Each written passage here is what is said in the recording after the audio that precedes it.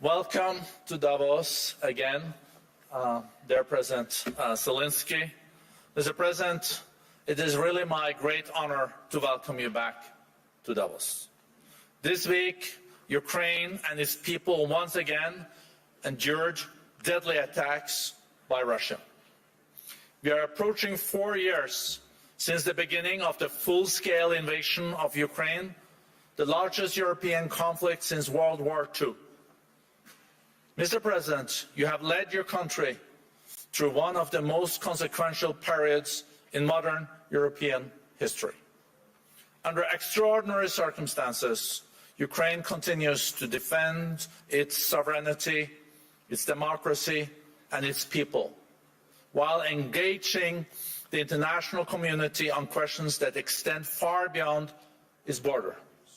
The future of security in Europe, the resilience of democratic societies, the state of the rules-based international order, and the cost of inaction in the face of aggression. In recent months, the United States has taken a central role in advancing diplomatic efforts aimed at ending the war, working closely with Kiev and European partners. These efforts have resulted in a comprehensive 20-point peace plan aimed at laying the foundation for a Got a great business idea? Give it a domain name from GoDaddy. Every order with President Trump, and I hope that was a very, very good meeting. These efforts, as I mentioned, reflect the sustained push grounded in shared values and strategic cooperation to reach and negotiate a resolution that respects Ukraine's territorial integrity and long-term security. It's in this spirit of cooperation and with the urgency for peace that we welcome today a leader whose courage and commitment continue to shape the world, continues to shape the path forward. I think you see, Mr. President, that we're all ready for your speech and that you also chose to come here in Davos during a very difficult time for you and your people. Welcome, Mr. President.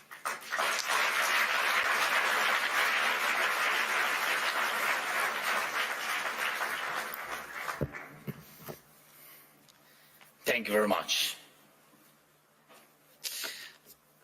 Dear friends,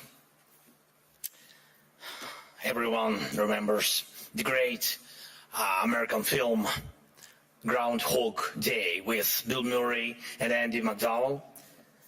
Yes, but no one would want to live like that, repeating the same thing for weeks, months, and of course for years. And yet, that's exactly how we live now. And it's our life. And every forum like this one proves it. Just last year, here in Davos, I ended my speech with the words, Europe needs to know how to defend itself. A year has passed, and nothing has changed. We are still in a situation where I must say the same words, but why? The answer is not just about the threats that exist or may appear. Each year brings something new for Europe and for the world. Everyone turned attention to Greenland. And it's clear most leaders simply are not sure what to do about it. And it seems like everyone is just waiting for America to cool down on this topic, hoping it will pass away. But what if will not? What then? The world has not helped enough the Iranian people, and it's true. It has stood aside. In Europe, there was Christmas and New Year celebrations, the seasonal holidays. By the time politicians came back to work and started forming a position, the Ayatollah has already killed thousands. And what will Iran become after this bloodshed? If the regime survives, it sends a clear signal to every bully: kill enough people and you stay in power. Who in Europe needs that message to become a reality? And yet Europe hasn't even tried to build its own response. Let's look at the Western Hemisphere. President Trump led an operation in Venezuela and Maduro was arrested, and there were different opinions about it, but the fact remains: Maduro is on trial in New York. Sorry, but Putin is not on trial. And this is the fourth year of the biggest war in Europe since World War II. And the man who started it is not only free, he is still fighting for his frozen money in Europe. And you know what? He is having some success, it's true. It's Putin who's trying to decide how the frozen Russian assets should be used, not those who have the power to punish him for this war.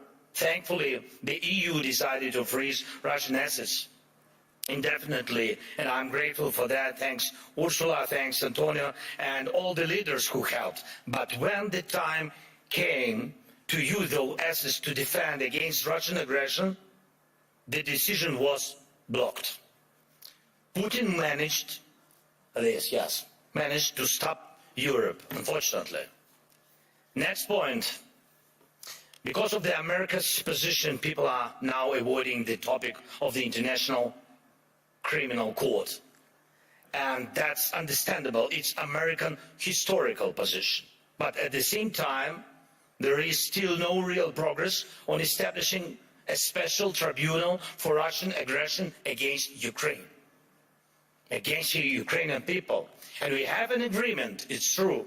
Many meetings have taken place, but still Europe hasn't reached even the point of having a home for the tribunal with staff and actual work happening inside. What's missing? Time or political will.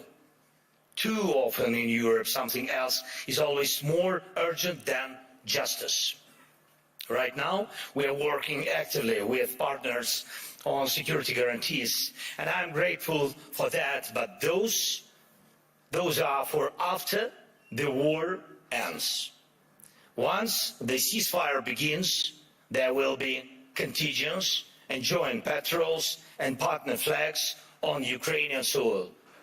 And that is a very good step and the right signal that UK and France are ready to actually commit their forces on the ground, and there is already a first agreement on that.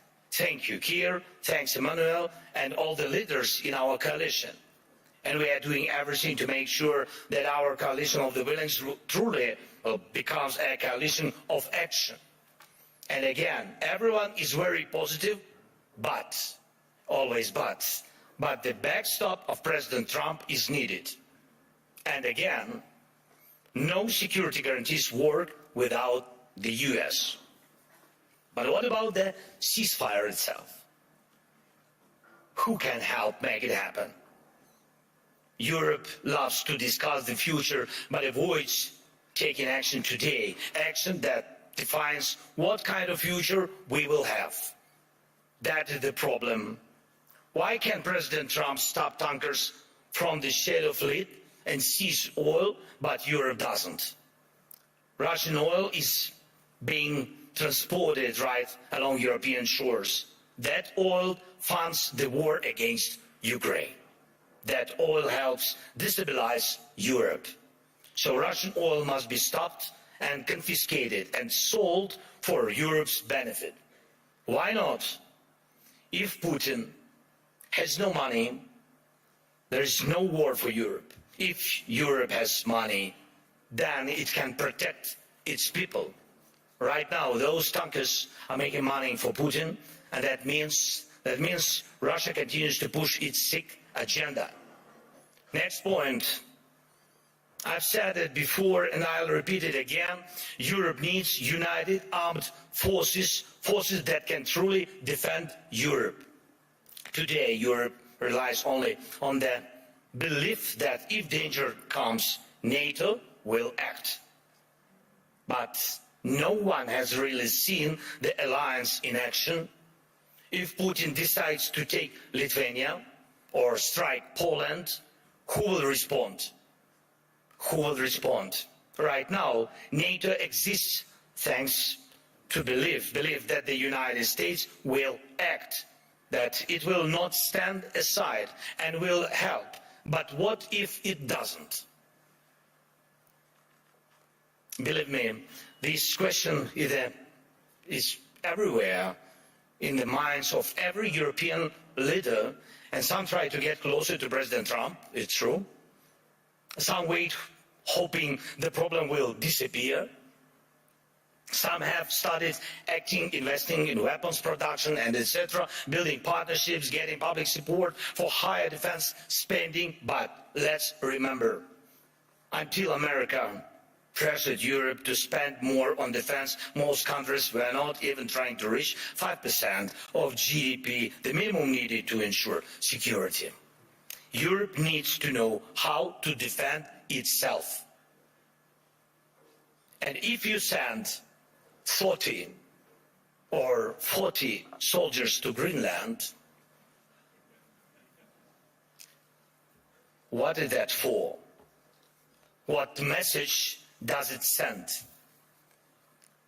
What's the message to Putin, to China?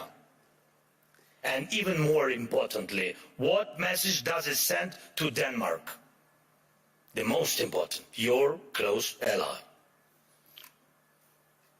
You either declare that European bases will protect the region from Russia and China and establish those bases, or you risk not being taken seriously because 30 or 40 soldiers will not protect anything. And we know what to do. If Russian warships are sailing freely around Greenland, Ukraine can help.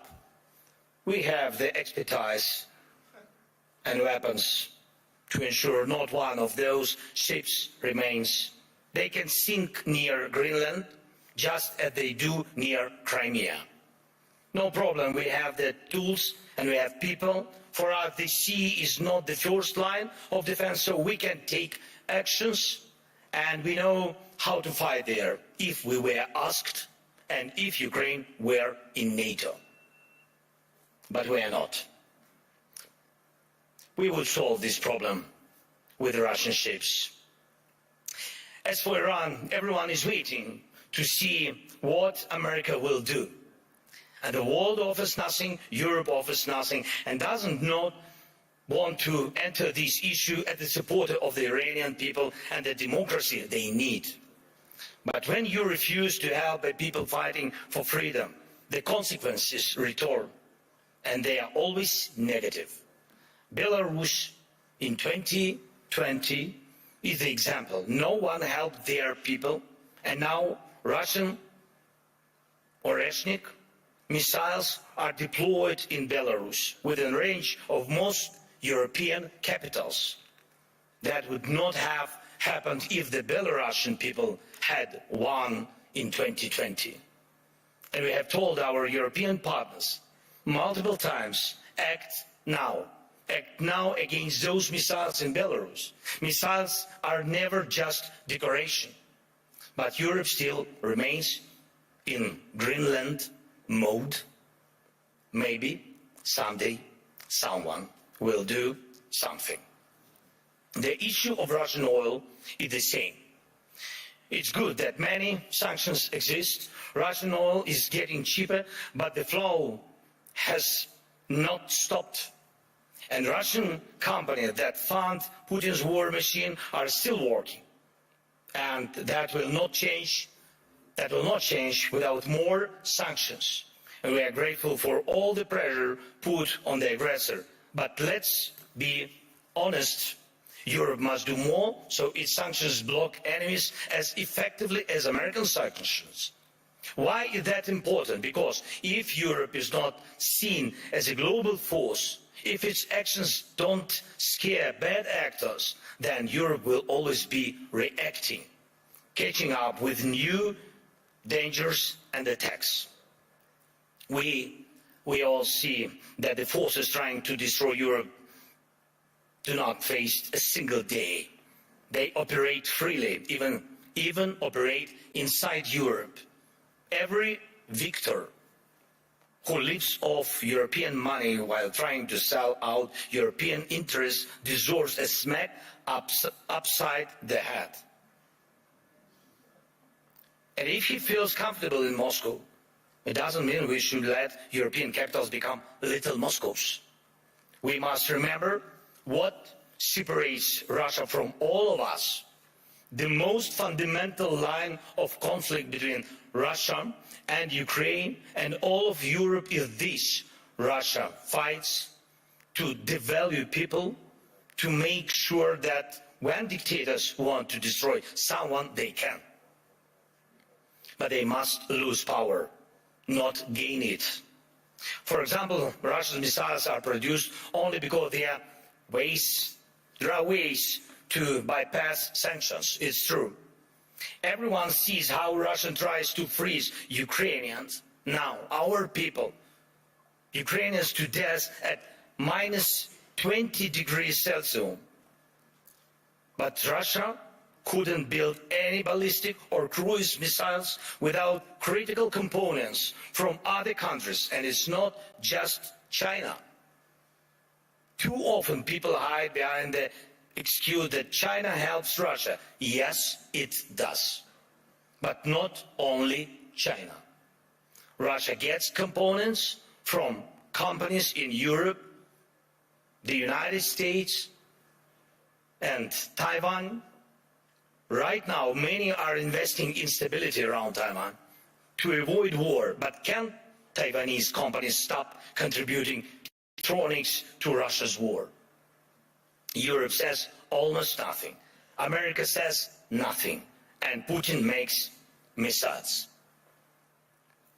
And I think every country, of course, and every company that helps Ukraine repair its energy system, this is crucial.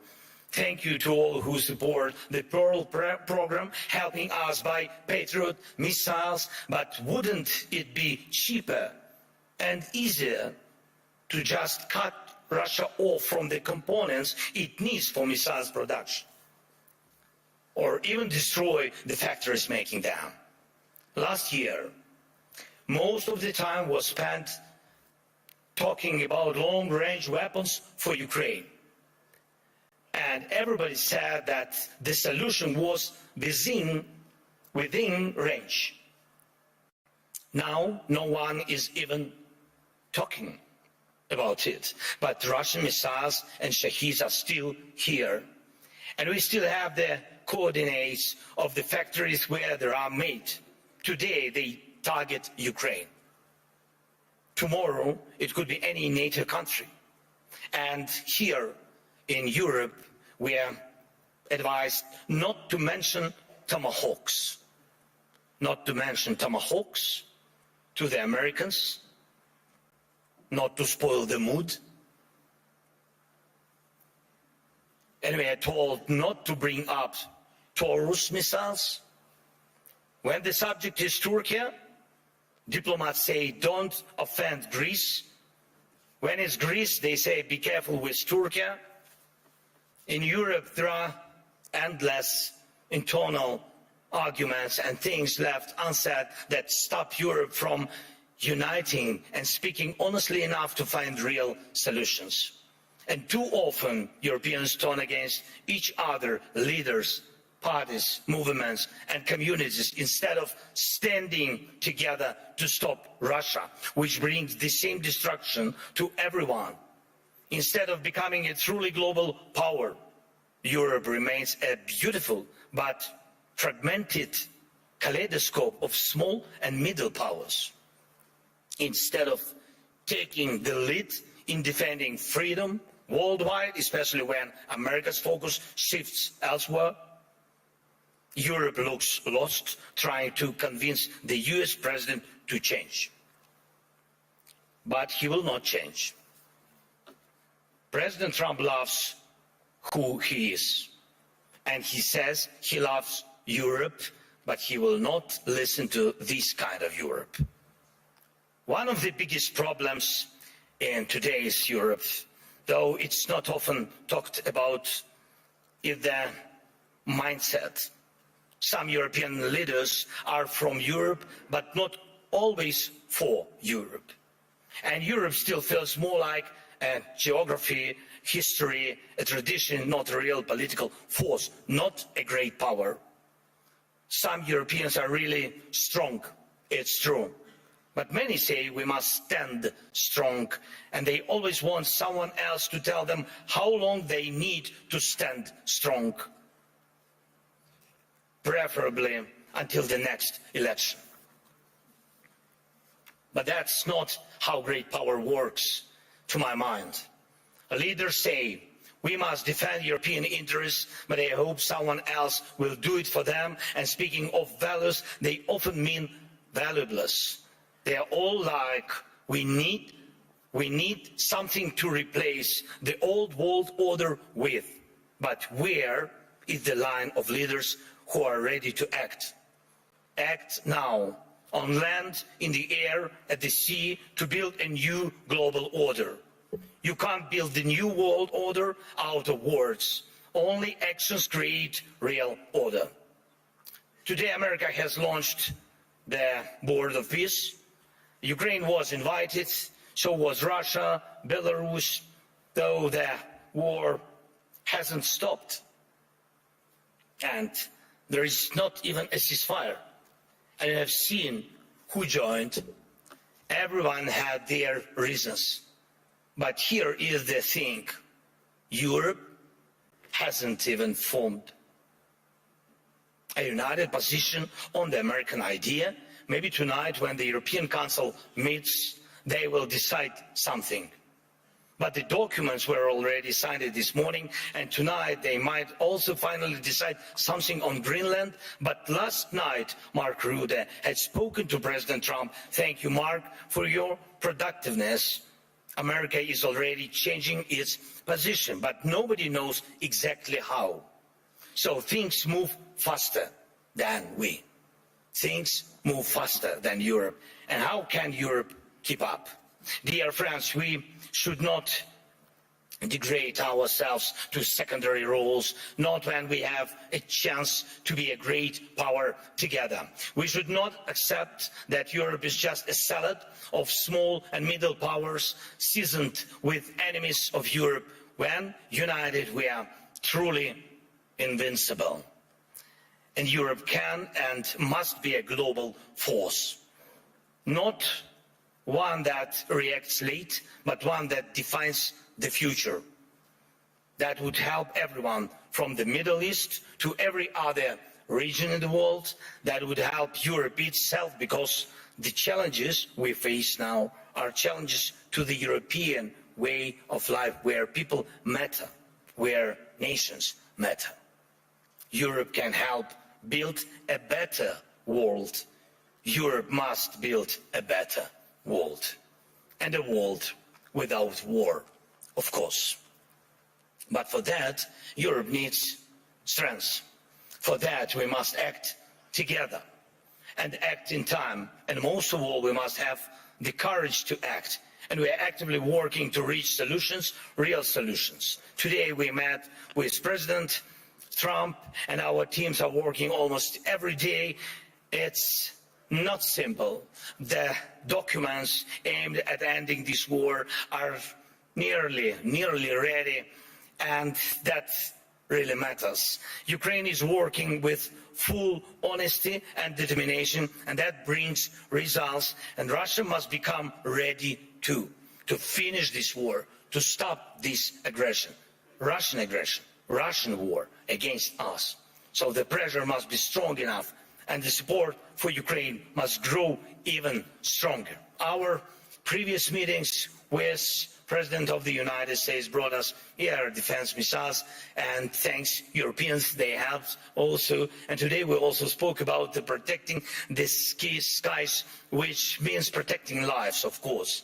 And I hope America will continue to stand with us. And Europe must be strong. And Ukraine is ready to help with anything needed to guarantee peace and prevent destruction. We are ready to help others become stronger than they are now. We are ready to be part of a Europe that truly matters, a Europe of real power, great power. Today we need that power to protect our own independence. But you need Ukraine's independence too, because tomorrow you may have to defend your way of life. And when Ukraine is with you, no one will wipe their feet on you. And you will always have a way to act, and act in time. This is very important. Act in time. Dear friends, today is one of the last days of Davos, though definitely not the last Davos, of course. And everyone agrees on that. And many people believe that somehow things will work out on their own. But we cannot rely on somehow. For real security, faith is not enough. Faith in a partner, in a lucky turn of events. No intellectual discussions are capable of stopping wars. We need action. World order comes from action, and we just need the courage to act. Without action now, there is no tomorrow. Let's end this Groundhog Day. And yes, it's possible. Thank you. Slava Ukraini!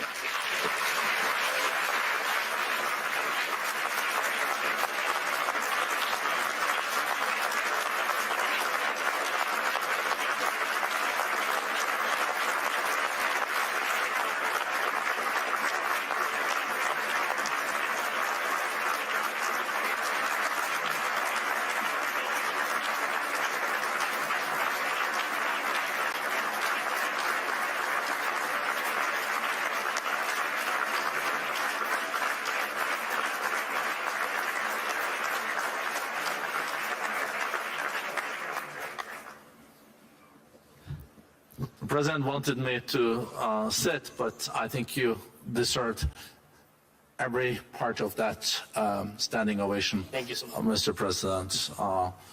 It is very good to have you back. How did your meeting with President Trump go? Honestly, Of course, honestly.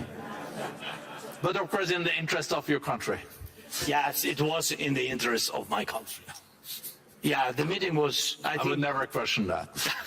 no, the meeting was good, thanks to President, and thank you that he found time for us. And it's really, today I saw like my team, and they spoke with American team. And before my meeting with President Trump, my team spent a lot of time with Americans. And even I wanted to ask President Trump to give them American passports, because I think that they, really spend a lot of time. But be honest, I think that the meeting is very important. We need in our boat, I hope this is the boat, this is ship to peace. And we need very much to have the United States. For the future, for security guarantees, we understand that Europe has to be more stronger, but Europe will need time.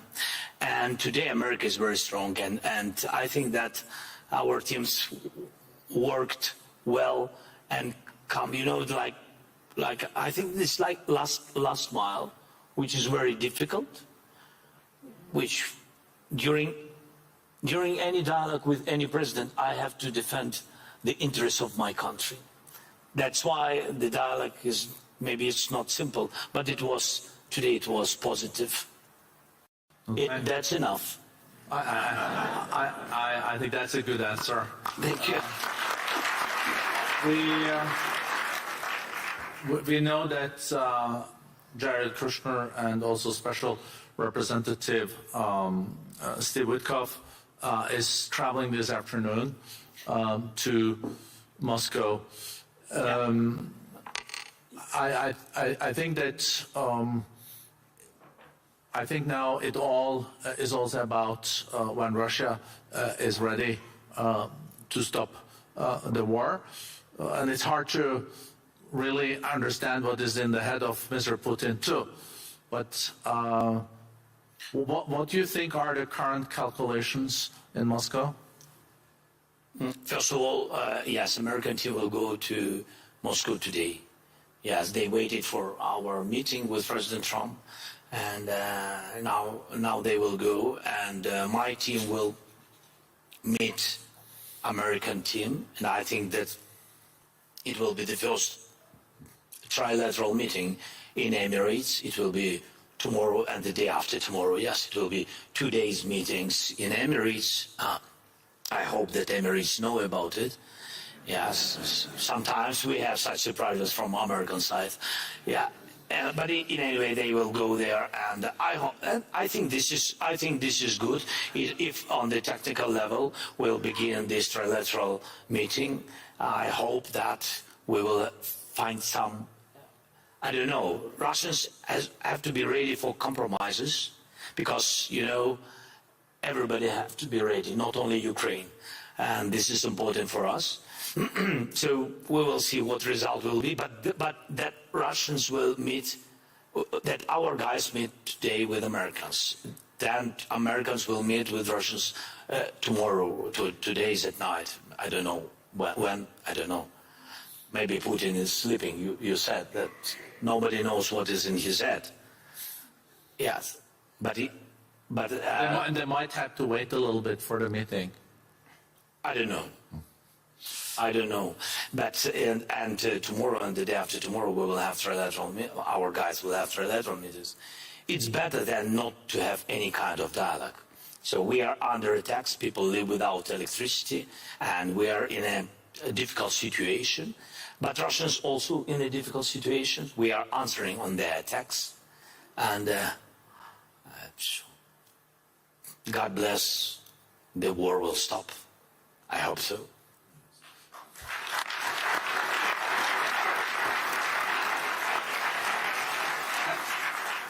And what is now the most difficult part for Ukraine? We know it's attack on your whole energy system and electricity, but then there are also the casualties on the borders. So the humanitarian situation is more challenging now than a year ago.